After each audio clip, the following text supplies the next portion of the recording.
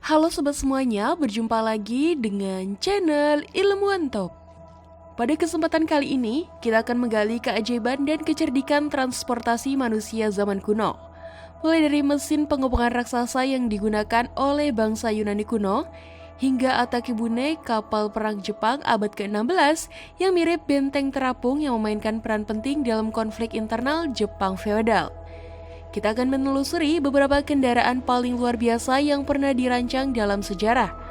Setiap inovasi ini tidak hanya mencerminkan kecerdasan dan kreativitas orang-orang pada zamannya, tetapi juga menandai tonggak penting dalam evolusi teknologi dan strategi perang. Jadi, siapkan diri Anda untuk terpesona oleh penemuan-penemuan luar biasa yang membentuk dunia kita hari ini. Tapi sebelum masuk ke inti video, jangan lupa untuk memberikan like dan subscribe agar kamu tidak ketinggalan info-info bermanfaat lainnya ya guys. Kereta Juggernaut. Istilah Juggernaut berasal dari sebuah festival keagamaan Hindu yang sangat dihormati di India, yaitu Festival Ratha Yatra. Festival ini diadakan di kota suci Puri dan melibatkan penggunaan kereta-kereta raksasa yang menakjubkan, yang didedikasikan untuk Dewa Jagannath, Balabhadra, dan Subhadra. Kereta-kereta ini yang terbuat dari kayu dan bisa mencapai ketinggian lebih dari 13 meter, sungguh merupakan mahakarya arsitektur dan teknik. Selama festival, patung-patung suci Dewa Jagannath, Balabhadra, dan Subhadra ditempatkan di atas kereta-kereta raksasa ini. Kemudian, ratusan bahkan ribuan umat Hindu dengan penuh semangat dan pengabdian menarik kereta-kereta tersebut dalam sebuah prosesi besar, melambangkan perjalanan para dewa dari kuil utama mereka ke kuil taman. Perjalanan ini memperingati berbagai peristiwa penting dalam mitologi Hindu dan merupakan momen yang sangat sakral bagi umat Hindu.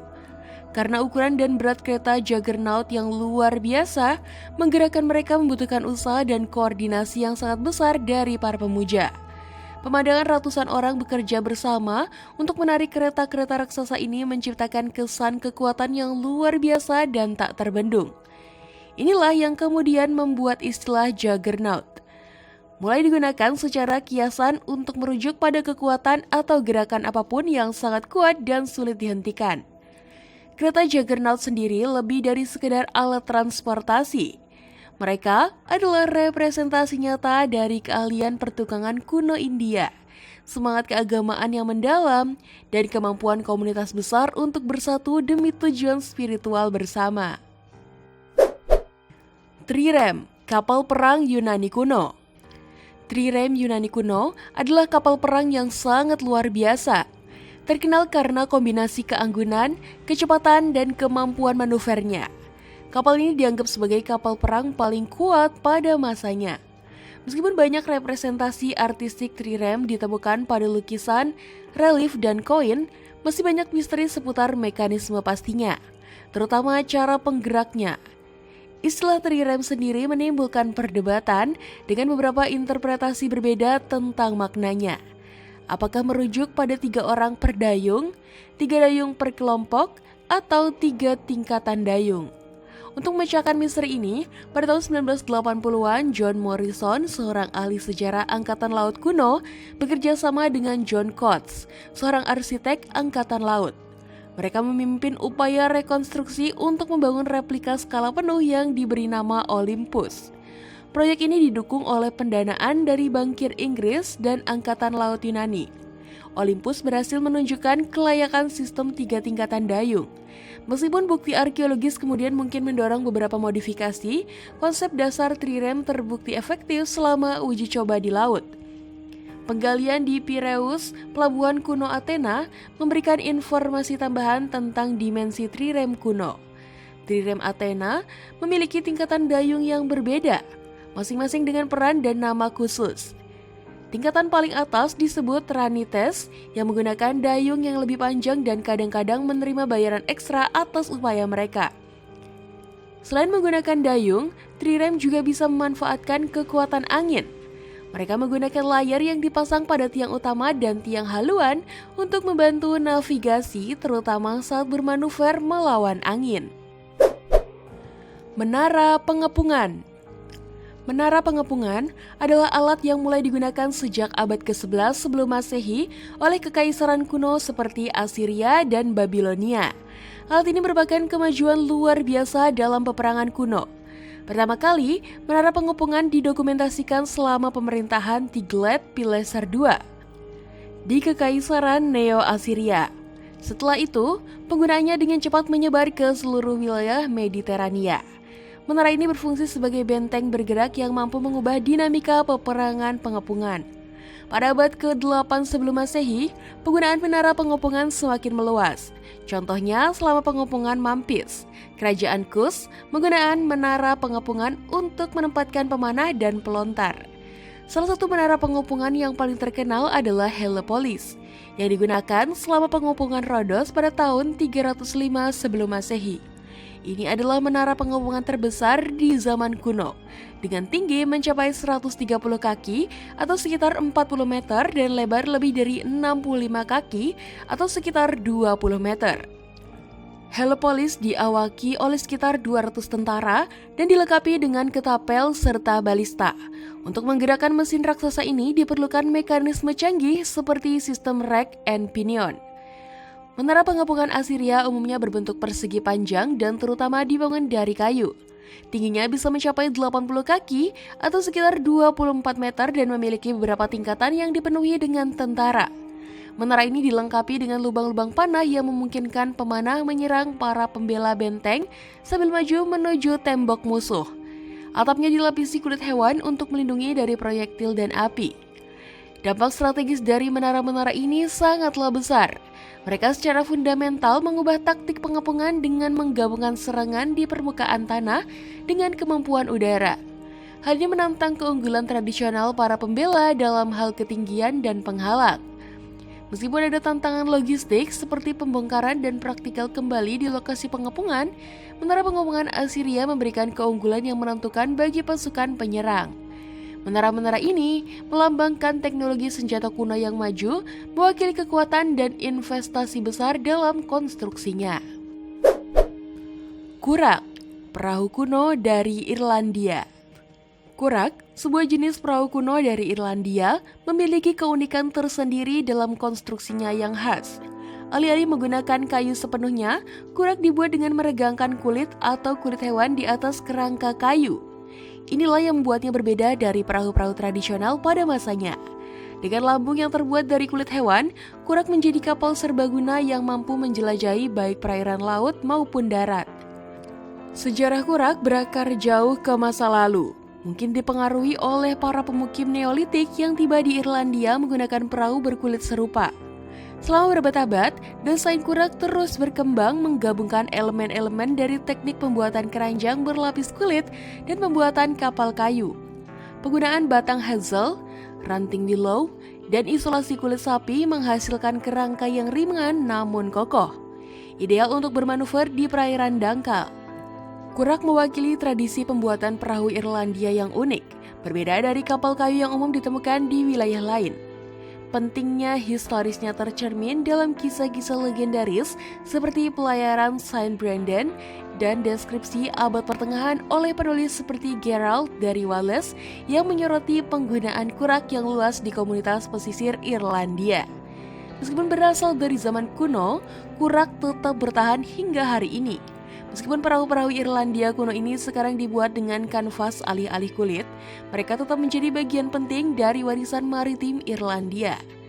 Kini, kurak digunakan sebagai perahu balap, menjadi tradisi pembuatan perahu Irlandia tetap hidup sambil merayakan sejarah panjang dan kaya dari kapal unik ini. La Marquise.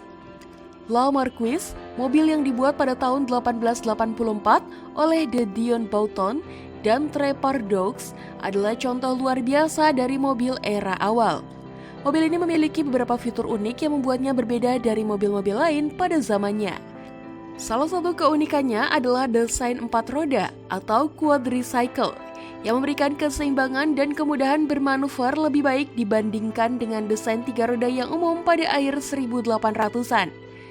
Selain itu, La Marquise dilengkapi dengan atap kain, sesuatu yang jarang ditemui pada mobil-mobil awal yang biasanya tidak beratap.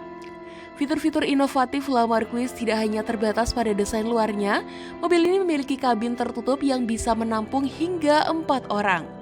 Memberikan kenyamanan yang jauh lebih baik dibandingkan mobil-mobil lain pada masanya yang lebih mirip sepeda atau becak tanpa atap. Meskipun terlihat antik, La Marquise adalah kendaraan yang fungsional dengan kemampuan mencapai kecepatan hingga 38 mil per jam. Sebuah prestasi yang luar biasa untuk teknologi pada masa itu. Namun, mobil uap ini memerlukan persiapan khusus, yaitu proses pemanasan selama 30 menit sebelum bisa digunakan. Sepanjang sejarahnya, La Marquise telah berpartisipasi dalam berbagai kompetisi balap dan meraih penghargaan dalam pelelangan. Mobil ini bahkan terjual dengan harga yang memecahkan rekor pada abad ke-21, menunjukkan nilai historis dan teknologisnya yang tinggi. Meskipun usianya sudah sangat tua, La Marquise masih mampu melintasi jalan-jalan modern dan berpartisipasi dalam acara seperti London to Brighton Veteran Car Run. Hal ini membuktikan bahwa desain La Marquise tidak hanya inovatif untuk zamannya, tetapi juga memiliki daya tahan dan fungsionalitas yang luar biasa, menjadikannya simbol penting dalam sejarah perkembangan industri otomotif. Penteconter. Penteconter adalah kapal gala Yunani kuno yang berasal dari periode arkaik. Kapal ini memiliki peran ganda yang unik, berfungsi sebagai kapal dagang sekaligus kapal perang. Hal ini menyebabkan batas antara perdagangan, pembajakan, dan perang laut menjadi kabur. Desain Penteconter sangat menarik dan fungsional. Kapal ini digerakkan oleh 50 pendayung yang ditempatkan dalam satu baris dengan 25 pendayung di setiap sisi. Konfigurasi ini memberikan Penteconter kecepatan dan kemampuan manuver yang mengesankan di laut lepas. Berbeda dengan kapal perang yang lebih modern, Penteconter umumnya tidak memiliki geladak penuh.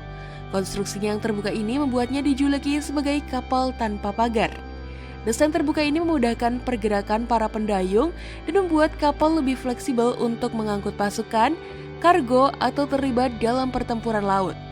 Dalam karya epik Homer tentang Perang Troya, Penteconter dan kapal-kapal sejenis dengan 50 dayung digambarkan memainkan peran penting dalam operasi militer dan pelayaran legendaris.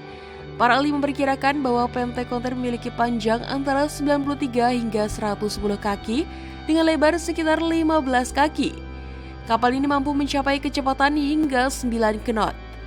Meskipun rekonstruksi modern menunjukkan kemungkinan kecepatan yang lebih tinggi, hal ini menggambarkan kemajuan teknologi perkapalan dan keahlian maritim para pembuat kapal Yunani kuno. Seiring berjalannya waktu, Penteconter berkembang menjadi kapal perang yang lebih canggih seperti trireme dan bireme. Meskipun demikian, warisan Penteconter tetap bertahan hingga periode Helenistik.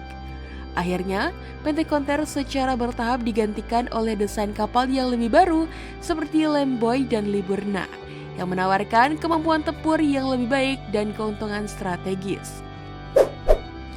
Kapal Minoan. Orang Minoan dikenal dengan keahlian maritim mereka yang luar biasa. Mereka mengembangkan metode konstruksi kapal yang sangat maju untuk zamannya, menghasilkan lambung kapal komposit yang canggih. Proses pembuatan kapal Minoan dimulai dengan membangun rangka lambung kayu. Setelah itu, mereka menerapkan kain linen dengan ketat pada rangka tersebut. Langkah berikutnya adalah menggunakan resin pinus yang sering dicampur dengan granit yang telah dihancurkan untuk menciptakan segel tanah air antara kain dan struktur kayu. Meskipun teknik ini kadang-kadang menghasilkan bunyi derit karena pergerakan papan, hasilnya adalah struktur yang solid dan kedap air. Selain itu, pembuat kapal Minoan juga menggunakan sambungan mortis dan tenon yang kuat, sebuah teknik pertunggangan canggih. Metode ini memastikan sambungan yang kuat antara papan, menghasilkan lambung kapal yang mampu menahan kerasnya pelayaran jarak jauh. Penggunaan kain linen yang dilapisi resin pinus memberikan banyak keuntungan dibandingkan lambung kayu tradisional.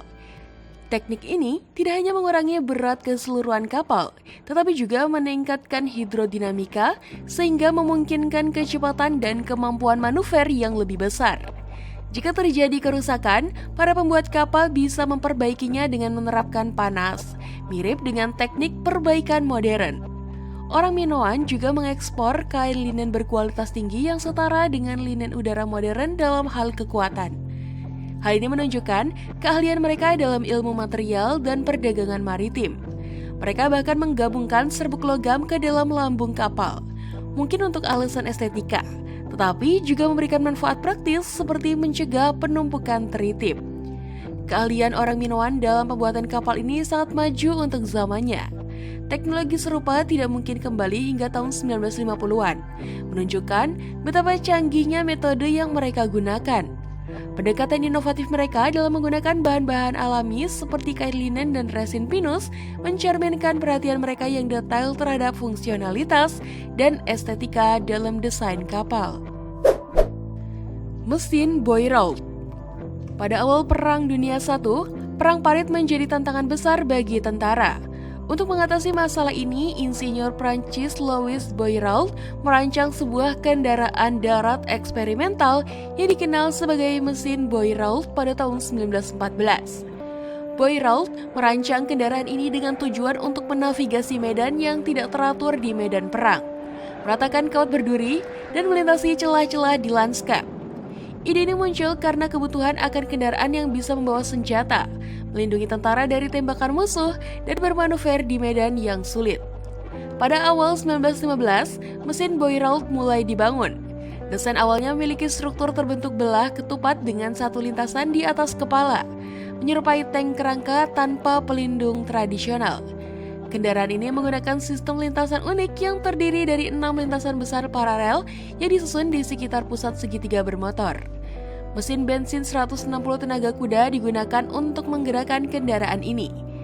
Meskipun memiliki desain yang inovatif, mesin Boirault menghadapi banyak masalah selama pengujian. Kendaraan ini terbukti terlalu rapuh dan lambat dengan kemampuan manuver dan kemudi yang terbatas. Selain itu, ada masalah dengan visibilitas, kebisingan, dan kerentanan terhadap tembakan musuh. Karena kekurangan-kekurangan ini, proyek ini dihentikan pada Juni 1915. Namun, Boirault tidak menyerah. Pada tahun 1916, ia mengembangkan versi kedua dari mesin Boirault. Versi baru ini memiliki desain yang lebih kompak dan dilengkapi dengan pelindung tambahan untuk mesin dan kompartemen pengemudi. Tujuannya adalah untuk mengatasi kekurangan-kekurangan yang ada pada model sebelumnya, terutama dalam hal kendali kemudi dan mobilitas. Sayangnya, meskipun ada perbaikan, pengujian versi kedua ini masih menunjukkan masalah dengan kecepatan dan manuverabilitasnya. Akibatnya, proyek mesin Boirault akhirnya dihentikan sepenuhnya.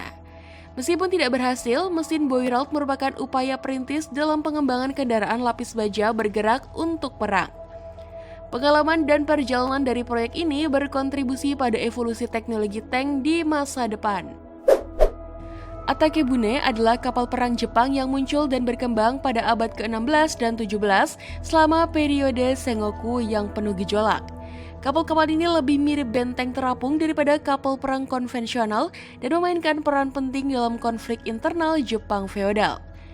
Pada masa itu, para daimyo atau penguasa regional bersaing untuk menguasai politik dan menyatukan negara melalui dominasi maritim. Dalam konteks ini, Atakebune dibangun sebagai perpaduan antara keahlian maritim dan strategi militer. Kapal-kapal ini sering dibuat dengan lapisan besi atau struktur super yang diperkuat, membuatnya tahan terhadap tembakan meriam dan panah api. Pada tahun 1578, Panglima Perang legendaris Oda Nobunaga mengawasi pembangunan Atakebune besar yang dilapisi besi, dikenal sebagai Tetsu no Fune atau kapal besi. Kapal-kapal ini menarik perhatian misionaris Yesuit dan menunjukkan kecerdikan serta ambisi rekayasa maritim Jepang. Puncak penggunaan Atakebune terjadi di bawah pemerintahan Toyotomi Hideyoshi. Ia memerintahkan pembangunan kapal-kapal yang sepenuhnya dilapisi besi untuk invasi ke Korea. Kapal-kapal ini yang dihiasi dengan hiasan emas dan struktur yang menjulang tinggi sangat mengesankan para pengamat termasuk saksi mata Portugis. Atakebune memainkan peran penting dalam beberapa pertempuran maritim. Salah satu keberhasilan mereka adalah blokade di mulut Sungai Kizu pada tahun 1578. Namun, meskipun tampilannya mengesankan, kapal-kapal ini menghadapi tantangan praktis. Kekuatan struktural merusak ketahanan dan kelayakan laut mereka. Keterbatasan Atakebune menjadi semakin jelas selama invasi Jepang ke Korea. Di sana, mereka menghadapi perlawanan sengit dari kapal-kapal Panokseon, Angkatan Laut Korea. kekuatan tembak yang lebih superior dan struktur yang lebih kuat dari kapal-kapal Korea mengekspos kerentanan ATK Bune. Pengalaman ini menunjukkan sifat perang angkatan laut yang terus berkembang di Asia Timur. Meskipun ATK Bune merupakan inovasi yang mengesankan untuk zamannya, mereka akhirnya terbukti kurang efektif dalam menghadapi teknologi kapal perang yang lebih maju.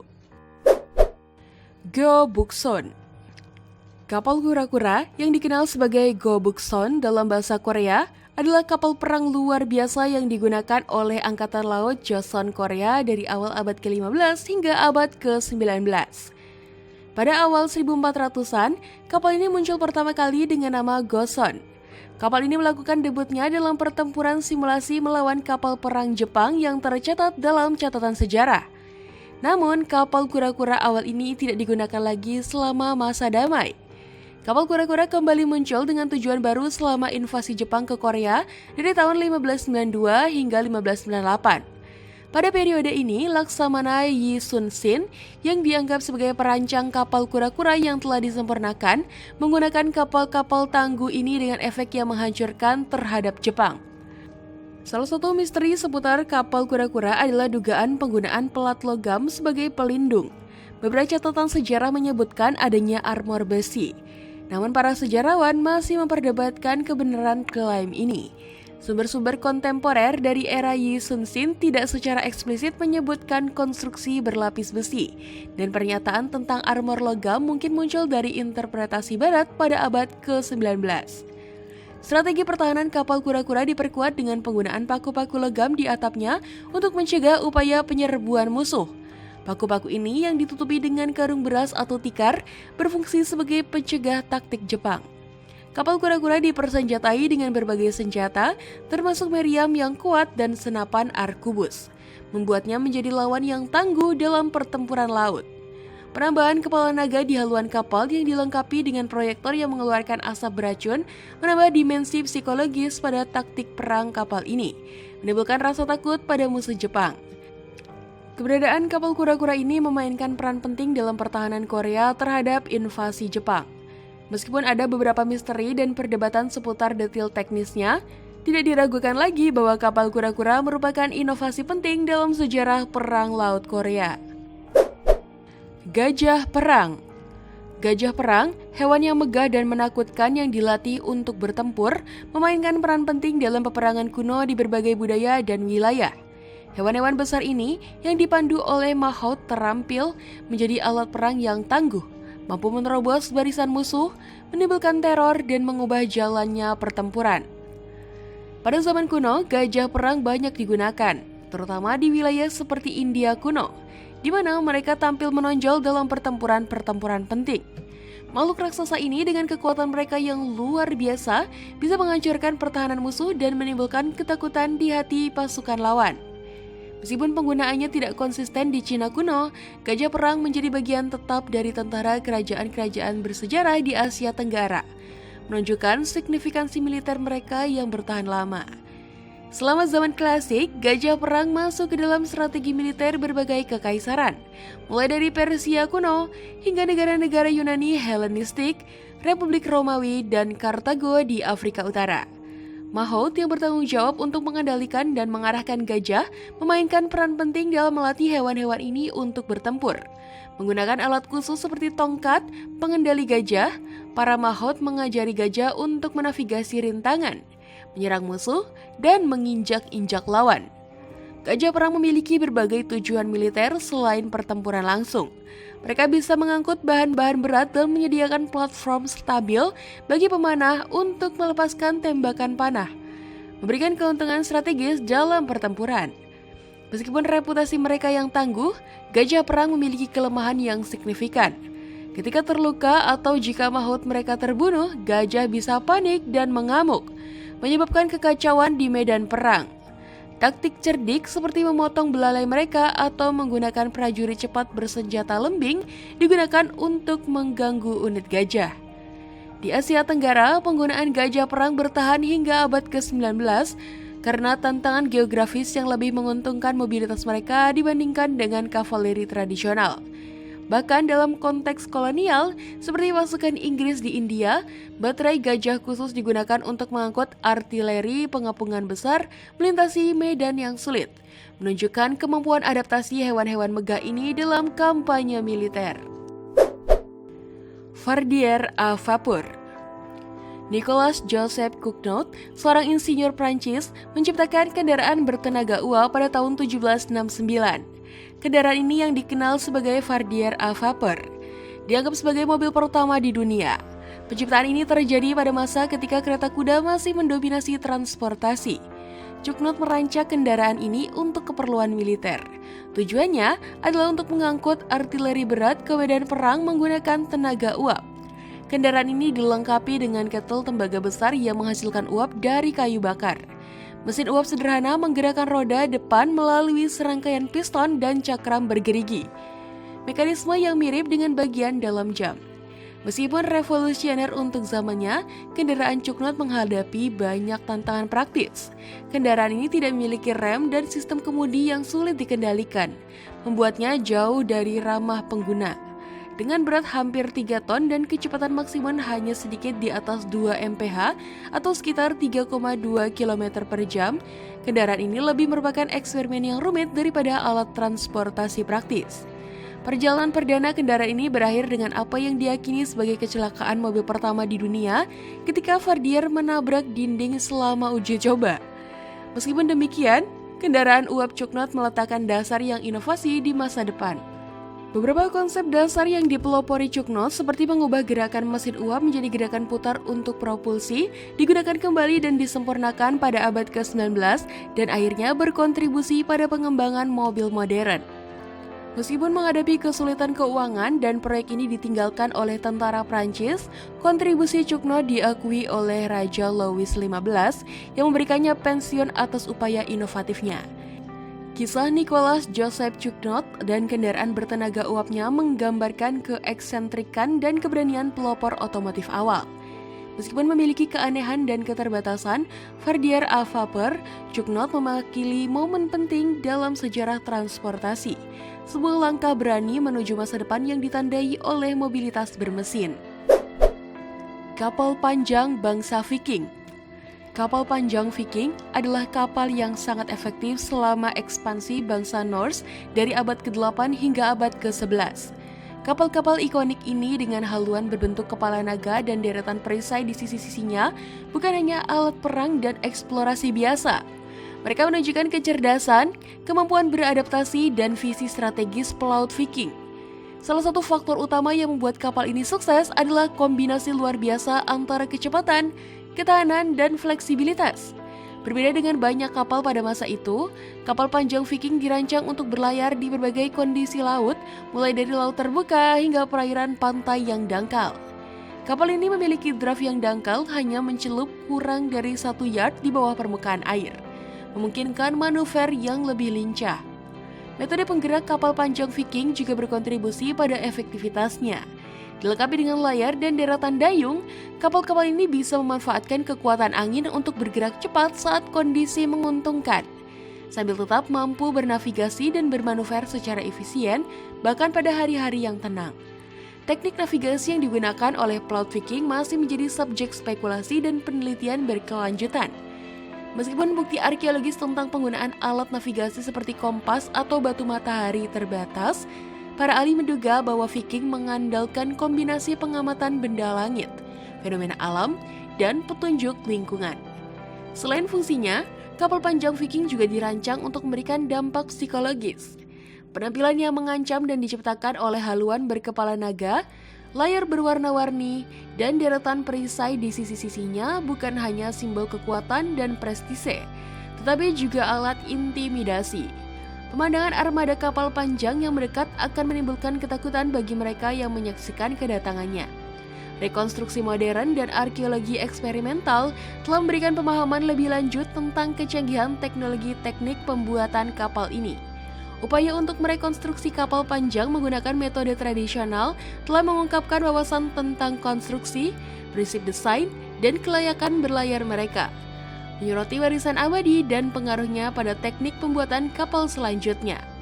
Keefektifan kapal panjang Viking yang bertahan lama ini menunjukkan betapa maju teknologi pelayaran Viking pada masanya. Kapal-kapal ini tidak hanya memungkinkan ekspansi Viking yang luas, tapi juga mempengaruhi desain kapal di masa depan dan menjadi simbol kekuatan maritim yang dikenang hingga saat ini.